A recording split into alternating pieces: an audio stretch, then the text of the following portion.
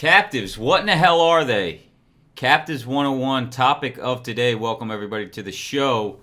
There's a lot of talk about captives in the market, and I thought, why not do a session on it and bring an expert in?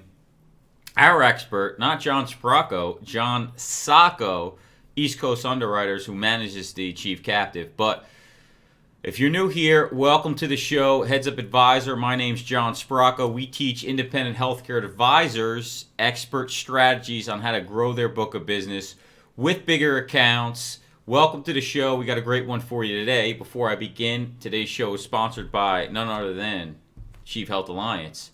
So with that, let me bring in our guests right out of Carolina. Jon Socko, welcome to the show, my friend. Appreciate you having me, John. Thank you so much. Long overdue. Long overdue. Yeah, I know. We've been trying to get you on the show here. I know you're not a Facebook guy.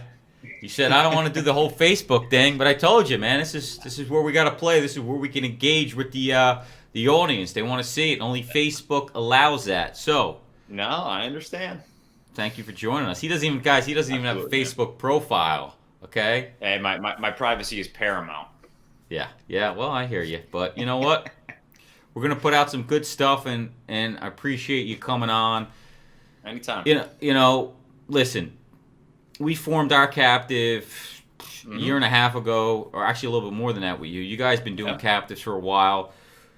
You tell me some stuff. Sometimes I don't even completely 100% understand it. So I figured, why don't we do a 101 on captives and kind of let the audience know what they are, how they came about, the pitfalls, the good, the bad, the ugly, and the different types of captives that are in the market, so we can be more educated when we're purchasing those medical captives for our clients, because not all of them are good fit. Some are good fit for some are good fit for others, and just get a better understanding of it. So why don't you just begin by telling me what is a medical captive, and where do they come from? Sure. So captives actually originated as a property and casualty line of coverage. What was happening is there were really expensive lines of coverage that were becoming almost unaffordable to buy. And there was a really smart gentleman back in the 50s that said, gee whiz, what if our company starts its own insurance company and we reinsure ourselves? So basically, we set up our own little insurance carrier. We create policy paperwork, et cetera. And what we don't spend, we retain. And, what we do spend, obviously, that's a liability that they have to cover, buying reinsurance on top of their little reinsurance bubble, et cetera. So at the end of the day, the best way to think about what a captive is it is an insurance company that is wholly owned by those that is insuring. That can be kind of a confusing concept, but that's really the most simplistic way to break it down. Got it. Got a couple more people joining us here. Just want to say hello to the crowd. Hey, guys, if you're doing captives today, just so I could get a poll of the audience to see how many of you understand it, go ahead and type yes below if you've placing captives today. Now, if you're lucky enough to be placing business with a chief, put a hell yeah below so we can see who's doing business with a chief, because we like that. We like those guys, maybe a little bit better. Sure. What's Zach Jones? Let's see here. Zach Jones says, no wonder Socko didn't want to come on. The guy has Buffalo Bills stuff on his wall. Ooh.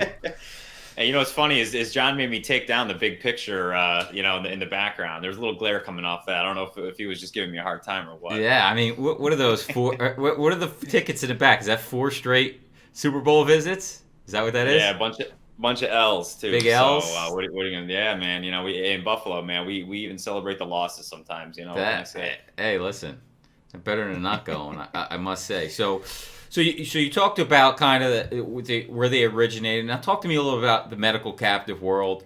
I know there's many different types. Just give me, if you're explaining it, if you're going to go explain it to an employer, what's the best way to kind of explain it in a 1,000-foot view that's not overly complex that they could use in front of their clients? Absolutely. No, great question. The most popular is the group captive.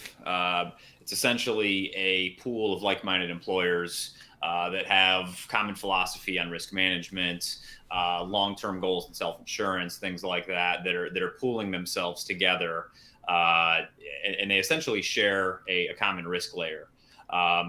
most typically that amount is set above their specific retention level. Excuse me. So let's just throw out $50,000 per member for each group, up to say $300,000 or $350,000. That's the most popular.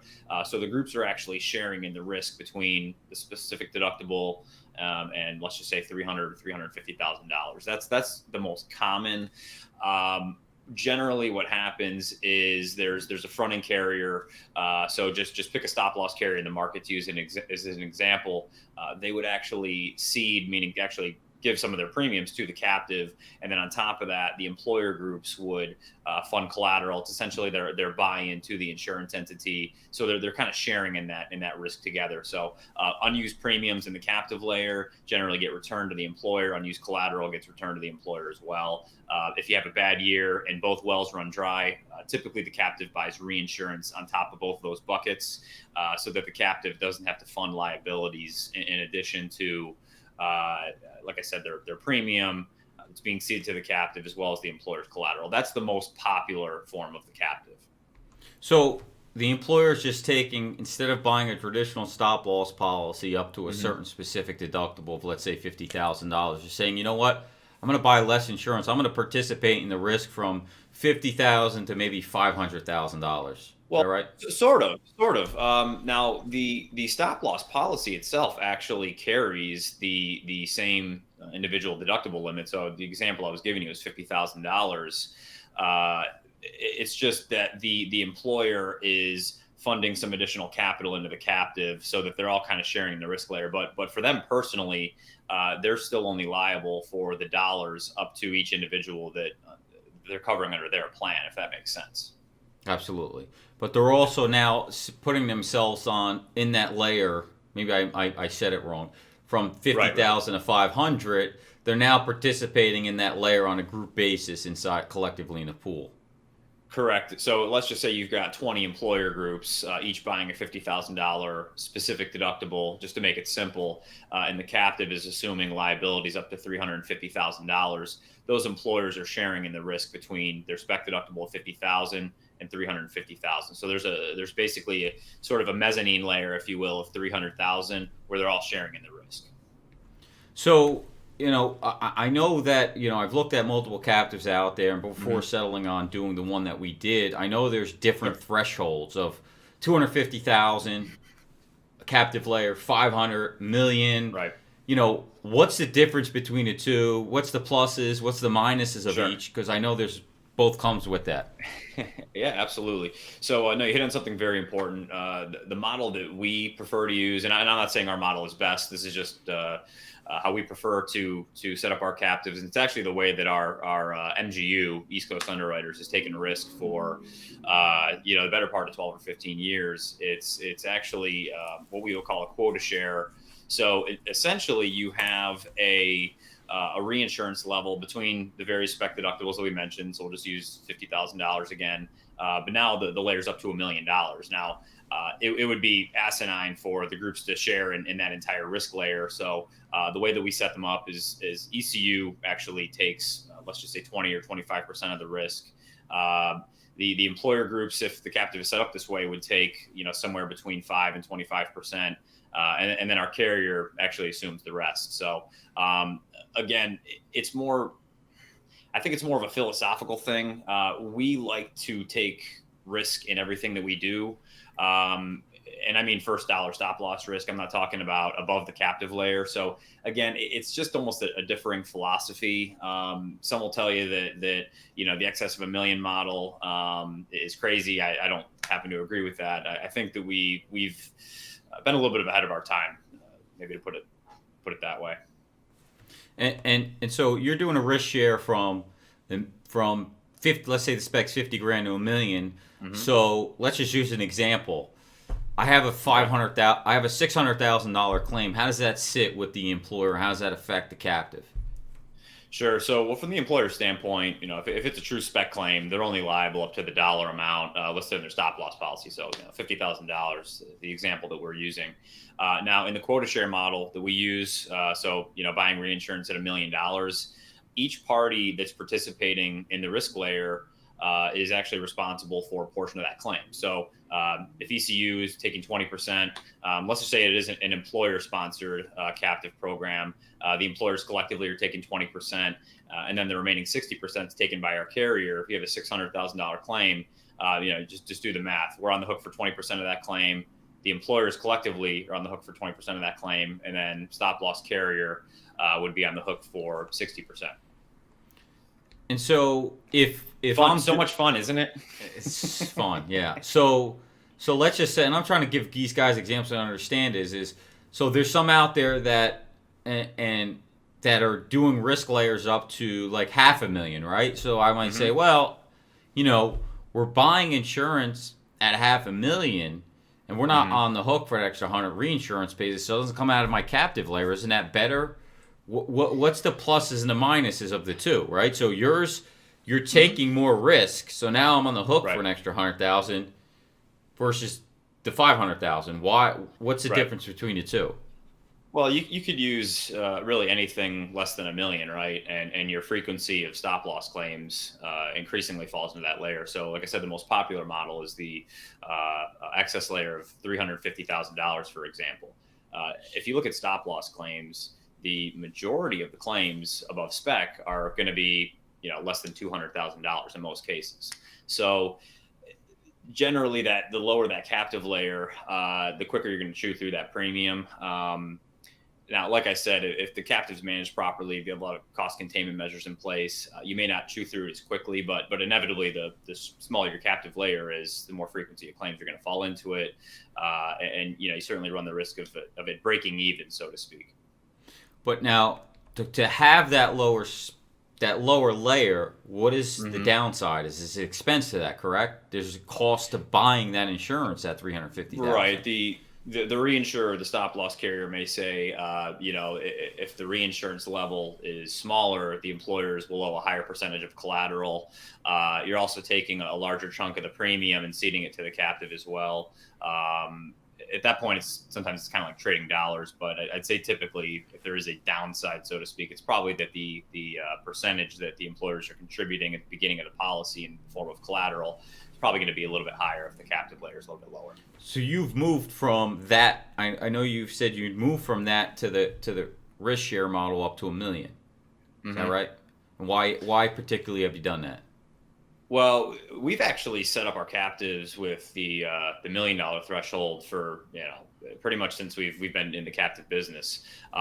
With that said, we actually do procure reinsurance for a captive that is more of the former, right, with the lower excess layer. So it's not to say that one's better than the other. I think it just depends on what you're seeking.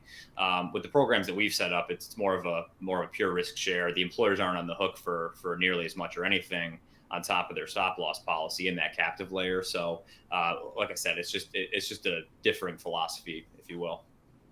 And why is it that you've chosen the route of, not doing that and underwriting? Sure. Is it because you participate in the risk, or is it, hey, you've been burnt before and know, hey, this isn't going to work out well? Yeah, it's a little bit of both. Quite frankly, we've been doing small and mid-sized group stop loss for a long time. I mean, our company's been around. It pre-exists our captive. I mean, our MGU's been around since 2001.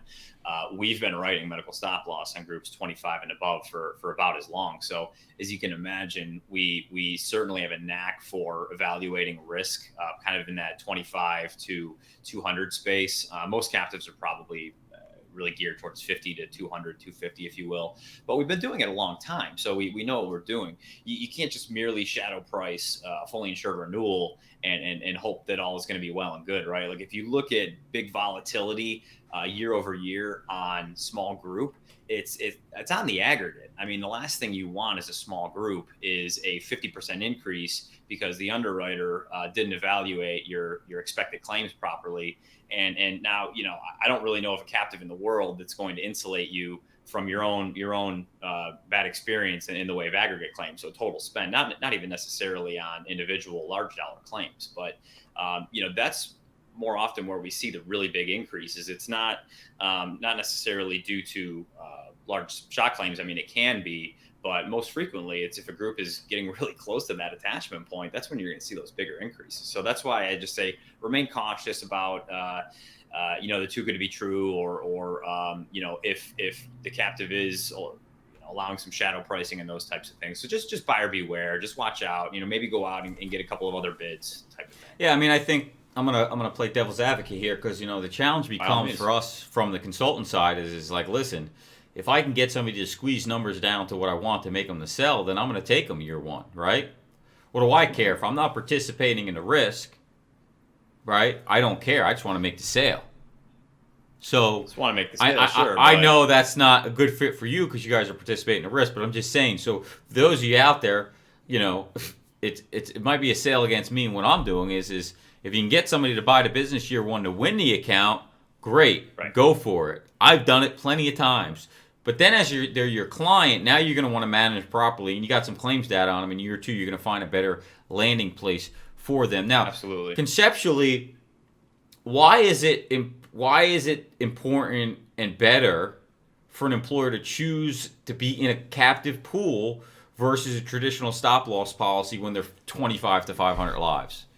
Sure. 500 is getting up there. Let's be honest. I think that personally, my opinion is that the captive. Well, you could tell me the threshold you think is the right spot. Let's just say below 250, maybe 300, and even groups of that size, at least from what I've seen historically, tend to kind of outgrow the need for the captive. So from that standpoint, you can almost view it as almost like level funding, right? So groups will sometimes go the level funding route as opposed to full-blown self-funding, because they kind of need that extra little, makes me feel good at night. My cash flow is protected. I'm not going to have this crazy volatility, riding the wave week after week, month after month. So from that standpoint, you could almost view captives for groups that are maybe in excess of 200 lives that way, somewhat similarly, right?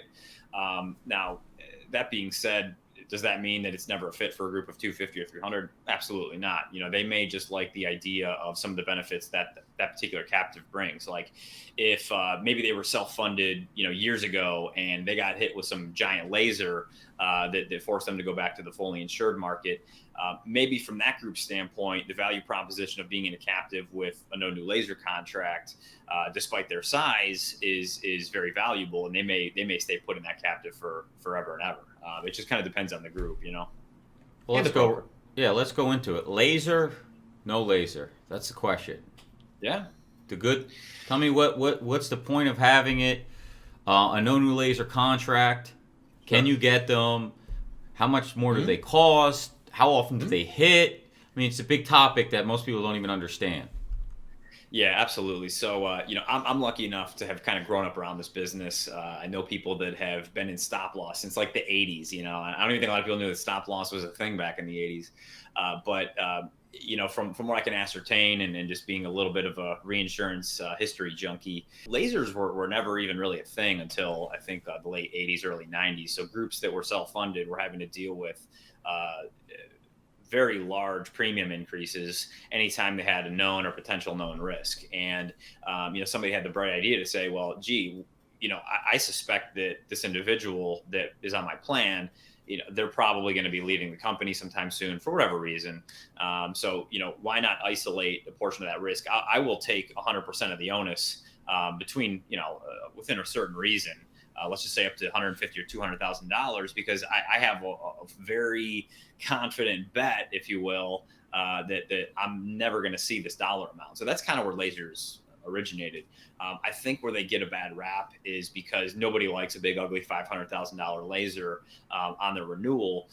But at the end of the day, there are instances where they can be helpful. So like I was just explaining, if the group properly understands the risk, if they have the right TPA, the right cost containment strategies, you name it, they may want to consider the laser position. And I'm not trying to paint the picture. The lasers are always awesome. I mean, they're not. Sometimes it's a tough conversation. The smaller the group, the more difficult those conversations get. So I think lasers probably hit about 30 to 35% of the time. Most, just kind of by generally speaking.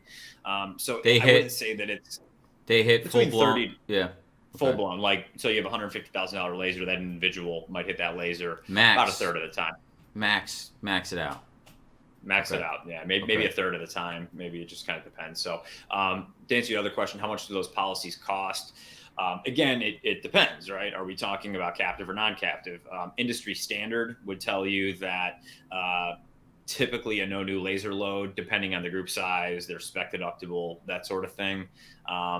Generally between 10 and maybe 15% premium load for the benefit of having a no new laser renewal contract. So we don't want to just say no laser, by the way, because people think, oh, I bought a no laser contract. Why do I have a laser? That means no new laser. So you could have lasers the first year. The carrier is now guaranteeing the following year that you're not going to have any new lasers. But if the person that was lasered the first year continues to be on the policy, has the same condition, those sorts of things, they may be lasered again. It's just giving it more protection come renewal time, but it's a price you pay for it overall. Absolutely, absolutely. So generally, the carrier is going to continually load your rates. Now, those products do come with a rate cap, which is nice, right? So 50%, or sometimes that number's actually been being squished down over the Yeah, I see a years. lot of them at 30% ish, Yeah, 35. and the whispers that I'm getting in the reinsurance market is that a lot of the carriers that have a lot of no new laser, it's not running particularly well, and then part of that is probably because that threshold keeps getting squished down because of competition. Stop losses become somewhat of a commodity in certain places to certain people. So you can hold a more competitive renewal over the incumbent's head, and they may say, oh gee whiz, did I say a 50% rate cap? I meant 35. So Yeah. everything's reactionary. Gotcha. Let me say hello to some more people that just joined us. Eric Hendrickson, straight out of Ringwood. Alex, Brian. Who else? Terrence Gorman says. Derek Hickman. David Hickman, I'm sorry. Hey, David Hickman, what's going on? Cody just joined us. Murray Bass. Chance, Christine, Spencer Gold. So yeah, I mean, I think it's a topic that people need to understand the differences between the I two. agree.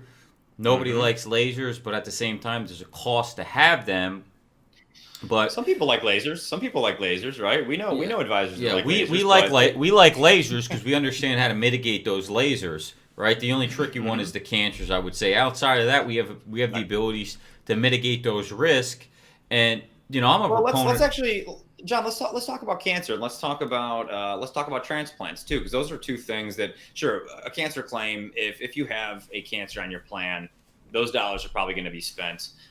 But you can deploy vendor strategies. That's all they do is they just manage cancer risk all day long. So if the carrier's setting a $200,000 laser, they may say, gee, if this member stays within our program and they use the centers of excellence that we provide, these contracts that we've procured, they may say, I don't think we're going to spend over 120, 150. So, so that on top of the fact that, I was talking about transplants a minute ago, one of the easiest things a group can buy, and usually it's only relegated to groups that are above 50 employees on the plan, is a fully insured organ transplant policy. It is worth its weight in gold, man. I'm telling you. And most other carriers give a rate reduction that about offsets the cost of those policies. I'm shocked by the amount of groups we run into that this is like a new thing. So folks out there, if you got groups of 50 or above and you're moving them into self-funding or they're already self-funded, I'm telling you, fully insured organ transplant contract is the way to go. Those products are awesome. So yeah, again, I know I have them on my contract. The program. Absolutely. The program actually, the offset on stop loss was more than what the organ transplant costed. So, it's definitely something that you could protect yourself against from a transplant standpoint. You might be asking how often would transplant hit? According to Tom Emmerich, 1 in 10,000 life years. Just to put that out there. Okay. Right. But it's kind of like rainy day insurance, right? Which is almost any other type of insurance. You pray to God you don't need to use that. But hey, if that pops up one day, you're going to be happy you had it. So yeah. So talk to me about some of the pitfalls, the bad stuff about captives that people need to know about and maybe aren't educated on. Yeah, I try to avoid saying the bad stuff. Sure, there are things that depending on the group, depending on the advisor you may look at, and you may say, I don't really know if that's a good fit for me. One of the big ones is most captives renew on a common effective date. So that means that every single group that's participating in that captive has to be on the same effective date. Now, it sounds easy in practice, but as you know, and I'm sure most of your audience knows, a lot of groups don't necessarily run their books concurrent with the captive cycle. So that can be difficult for a variety of reasons. It may kind of upset the apple cart a little bit on how they do their contributions and things like that. If they're having to reset them early or kind of tinker around with the numbers, maybe mid-year they're going to have to change their contribution structure. But also from a practical reinsurance standpoint, this group is, if they're, let's just say they're buying a short contract to true up with the captive's reinsurance cycle, whatever specific deductible they're buying. Again, we've been using $50,000 since the beginning of our discussion here tonight.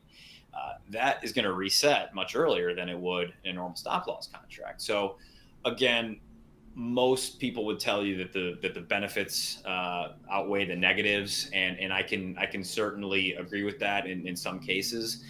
But that could be seen as a pitfall. Another one is collateral, but again, depending on the captive, that may not be a big deal. But the collateral it's an additional amount of money that you owe up front, and there's no guarantee that you're going to get that back. It's fully dependent on the captive. You certainly want to know who your partners are. If it's a sizable program, you may not know who your neighbor is in all cases. So you may say, well, gee, this is actually something I want to be a part of. So. Well, talk to me about some of the players that are, I know you participate in the risk, and how important does that come into play in your underwriting versus when you're dealing with, Gary would tell me, is I'm dealing with a captive that they're bringing in risk, but they underwriting risk, but they don't participate in it, and I'm concerned about that for my employers. Right. No, it's a fair comment. It's kind of, just to sort of answer that question a little bit differently. It's one of the first questions that, as a managing general underwriter, just aside from our captive business, that I usually have to answer. It's, hey, do you guys have skin in the game? Are you participating in the risk? That should actually mean something, because that should tell you that we're being diligent within our underwriting practices, and we're not going to get crazy with the pen and start doing all sorts of things that don't make sense just to write a case. Again, I'm not suggesting that other captives are doing that, and that's their goal, is to just get as many entrants. But that's the way I look at it. And you could say that about any other insurance carrier. They're on the risk for everything they're underwriting in a lot of cases. So yeah, you always have to be prudent. So again, it's not to say that every captive manager is just passing the buck. But if things like shadow pricing are permitted, I would definitely do a little bit more digging to figure out, hey, what's the loss ratio on this thing? What's the historical 2, 3, 4 years been? Is this thing returning money most years to groups? What's the average increase? That sort of thing. Got it. Some people, if you guys got questions for Jon, just go ahead and type them below. We'll try to get them in, squeeze them in on the show. I got a question here from Ray Kober. Pepper me, baby. Yeah, we'll put them to the test here, guys. Don't be afraid to ask questions. Even if you know the answers, you can ask them. Yeah. Ray Kober says, how is someone labeled a laser? Is it all about an individual blowing through their stop loss?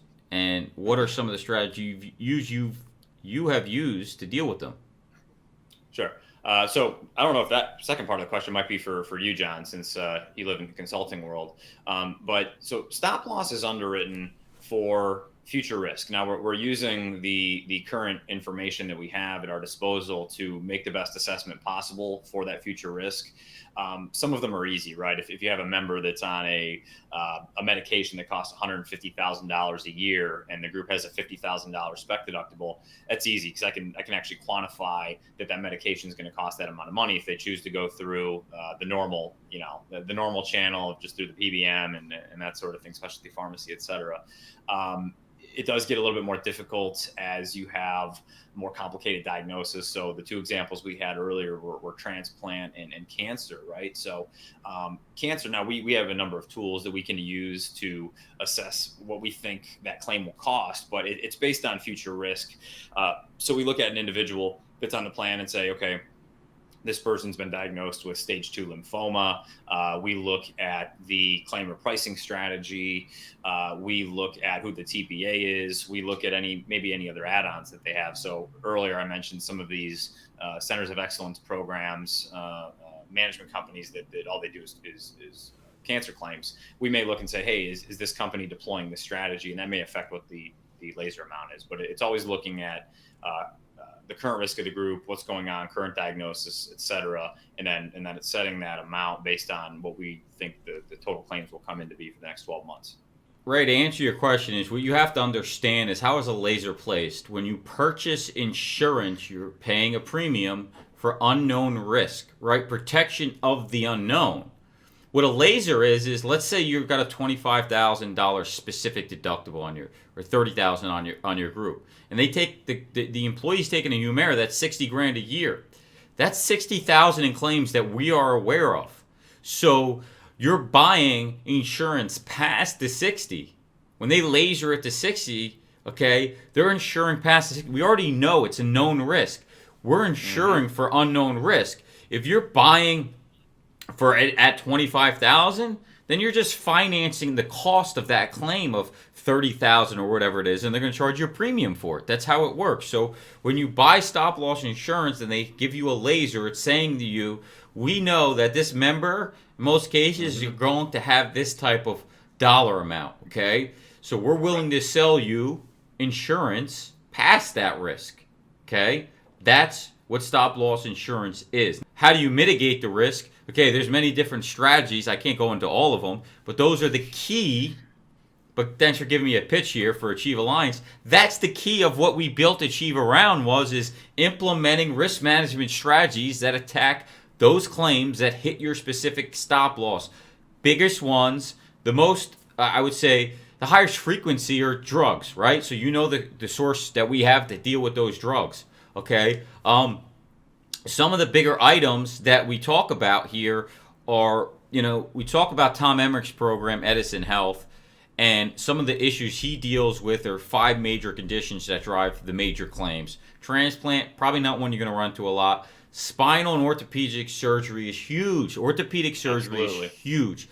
Cancer, cardiology, and stents. So what we're working on, that we're going to probably roll out with the new Achieve Health Plan 1.1 is having Edison Health, instead of it having to be a 1,000 life program, down to 25, okay? With requirements that say if your member needs a spine surgery or a transplant, they have to go to the Mayo Clinic, okay? And what happens is, more cases than not, 70% at his time, right now it's 60% Walmart says, is that they don't need a spinal surgery. So what's the return on investment on that? We're trying to avoid a spec claim and claims being used by the member or by the employer here, okay? So the goal is to mitigate that.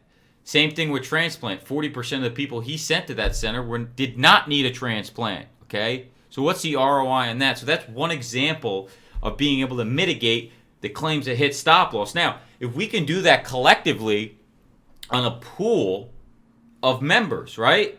On a captive, right? We're all participating in that risk. So that our ability to lower the frequency and severity of claims in that captive lowers the cost and the increases collectively on the captive. And that's the whole standpoint behind Achieve, right? If you're putting people into a pool and you're doing nothing to reduce the claims, well, you might as well call it a fully insured pool. There is not much of a difference. Maybe, you can get some surplus back, but really you're running it like a fully insured pool, in my opinion, right? So we've taken that to the next step, but let me get off the soapbox here. Look, Craig just joined us from Kyoto, Japan. You hanging out there? Kyoto is a nice place. You might be hanging out there with my twin brother that lives out in Japan now. I don't know how the hell he's tapping in. Craig says, are there tools to eliminate last look risk that MGUs are subjected to by brokers? I may want a little bit more clarification on what our good friend Craig means by that. Is he referring to avoiding, getting stuck with something at the last minute, or? Yeah, Craig, what are you saying? You're saying don't let Trojan horse, don't let sick groups dirty the pool. Yeah, exactly. Okay. Are there but let's talk about that. You can take a group that's maybe of moderate or higher risk, but again, as long as you have the right strategies in place. And you're going to laser them appropriately, right? So somebody said that the other day. They're like, I don't want to bring this group in. It's not that good. I said, listen, they're going to pay their lying share of premium based on their risk factor, the manuals, the age, demographics, zip codes, and then we're going to laser appropriately for the conditions. Now, we're going to be super aggressive. Just about every program that's out there is going to laser first year. So sometimes that's a good wake up call for the group, right? It's man, we've just been asleep at the wheel for far too long. We have to self insure now, but we've got these high dollar risks that are unavoidable, and it's either we deal with it now or we kick the can down the road another year, remain fully insured or whatever, and just pray that they get better or what have you. So no. Yeah, talk to me about how the captive helps. So we come to renewal time, right? Because it's all about not being on your own from a stop loss perspective and being in the pool. Mm-hmm. How does leveraging the rest of the pool help with my increase on a stop loss premium? That's a good question. To keep, because you have a stake in this now and you want to keep it together. You don't want to lose business. So leveraging the pool, does that help with the renewal increase? I mean, that's the whole goal of being in the pool. Yes, and the answer is that it certainly can, depending on what side of the coin you're on, right? If you're the group that is running close to break even, meaning 100% loss ratio on your premiums every year, you're probably benefiting from the captive more than the guy or gal that's sitting next to you that's maybe running 25 to 50%. In all likelihood, they're kind of leveraging those increases based on the entire pool. And the groups that shoulders start to get a little heavier are the groups that that perform well year over year, that may be getting increases that they normally wouldn't get on the normal stop loss market. Again, I'm not saying that this always happens. It's just an observation we've had in the market the last 3 to 5 years, is that groups that maybe remain with these programs for a long time that are maybe running I don't want to say break even, but a little bit better. Typically those groups that have been with the captive for 3, 4, 5 years, if they did decide to maybe test the waters on the outside stop loss market, see what type of rate they could get, I'd be willing to put good money on the fact that they probably get not just a lower increase than the captive is offering them, but maybe even a decrease outright. So again, just some food for thought there. Yeah, I mean, talk to me real quick about, so you've got leverage trend.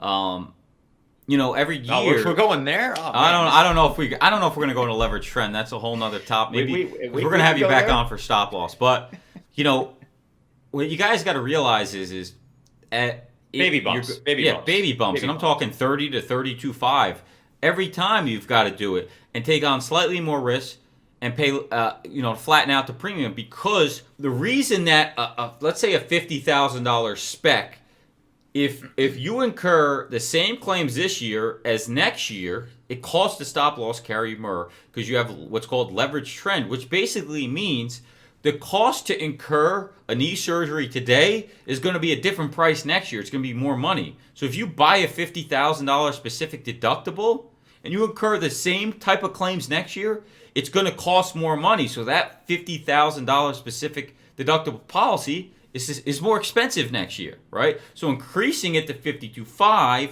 is now going to lower that cost, where you're taking on a little bit more back-end risk. So it's always advantageous to look at, $2,500 more a year, $5,000, $10,000, depending on the size of the group. John, what do you want to add to that? Sure. No, that's good. I think you hit the nail on the head. And to be fair to most other captives that are out there, they actually require that groups incrementally increase their specific deductible, year over year, to kind of help keep pace with that. So, but no, it's a very important topic that I think it's glossed over. I mean, we'd like to see more of the groups that we reinsure, again, just maybe take those baby bumps here and there every year, every other year, just to kind of, I don't want to say meet us in the middle, but just do their part to maybe keep pace with inflation, medical trend, those sorts of things. Why don't you talk to me about what a collateral call is, so people understand, and we're going to go over some time here, because I want to get some stuff in here. Collateral, by all means. Posting collateral, getting a collateral call. How many years do I have to post up collateral? Sure. Well, yeah, it all depends on the captive.